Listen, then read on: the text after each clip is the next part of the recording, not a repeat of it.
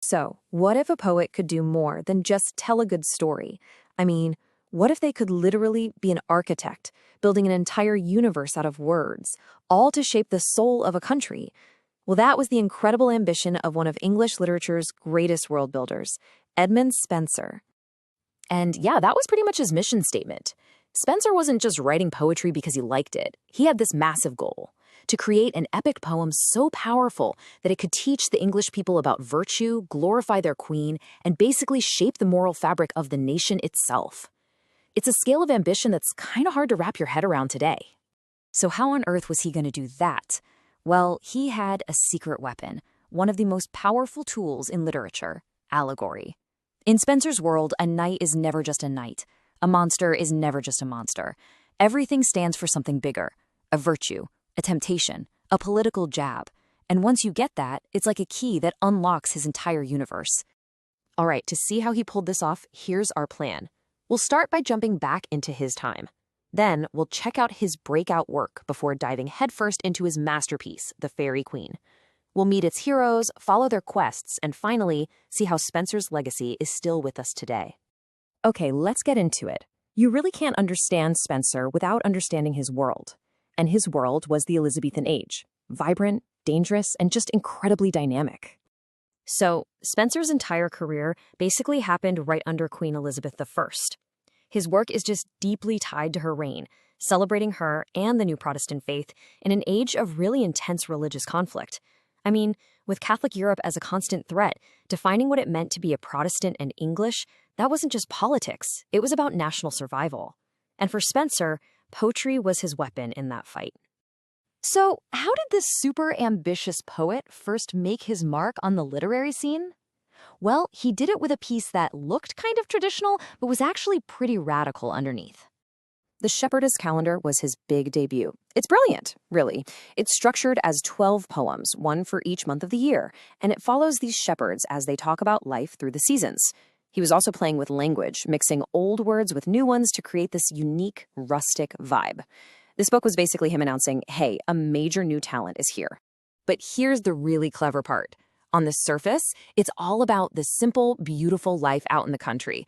But if you dig just a little deeper, you find that Spenser was using these shepherds as a mask. He was actually talking about the complex and often corrupt world of Queen Elizabeth's court. It was his way of critiquing society from a safe distance. Okay, so after proving he was a master poet, Spenser turned to what would become his life's work. And this wasn't just another poem. No way. This was like building a cathedral out of words, one of the most ambitious projects in the entire history of the English language. This was the question that was really at the heart of the Faerie Queene. Spenser truly believed a poet's job was, in his words, to fashion a gentleman in virtuous and gentle discipline. And this massive epic poem was his answer. It was meant to be a roadmap to becoming a good person. And his whole grand design, it all started with this number: 12. The plan was to write 12 books. Each book would be a gigantic adventure focused on one of 12 specific moral virtues, the ones laid out by the philosopher Aristotle. And this lays out the structure perfectly. Each of those 12 virtues would be personified by a knight.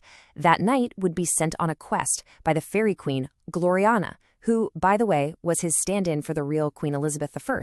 It's this massive, interconnected adventure story with a deeply serious moral purpose. Now, he only finished 6 of the 12 books before he died, which is a tragedy. But those 6 books, wow, they give us an incredible window into his vision. So let's meet a few of the heroes of fairyland and see what their quests can teach us. As you can see, there's a really clear link here. Each book follows one knight on a mission to master a specific virtue.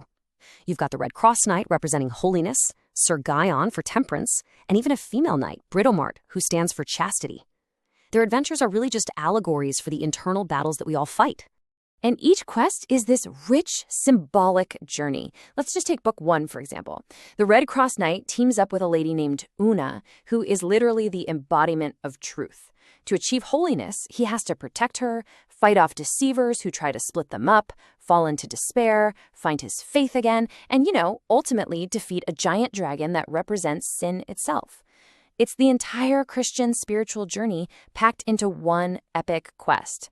and every knight faces challenges that are perfectly designed for their specific virtue. So, for temperance, Sir Guyon has to resist and then literally destroy a beautiful, seductive garden of pure pleasure. For chastity, the powerful warrior Britomart shows that this virtue isn't about weakness, it's about inner strength and faithful love. These aren't just fantasy stories, they're moral obstacle courses. So even though Spenser's epic is unfinished, its influence is just immeasurable. His legacy isn't only in the stories he told, but in the actual language and the very structure of English poetry itself. Get this, he actually invented a whole new type of poem just to tell this story, the Spenserian stanza. It's this complex 9-line structure that's just perfectly built for telling a long, sprawling story while also allowing for these moments of intense, beautiful poetry. And poets would go on to use this form for centuries after him. And that influence, that's his real legacy. I mean, poets like John Milton, the guy who wrote Paradise Lost, they looked directly to Spenser as their model. He helped prove that the English language could create art that was just as grand and just as serious as the classical epics from ancient Greece and Rome. He's a true cornerstone of English literature. So yeah, the language is over 400 years old. But the core idea in Spenser's work, it's absolutely timeless. The hero's journey, right?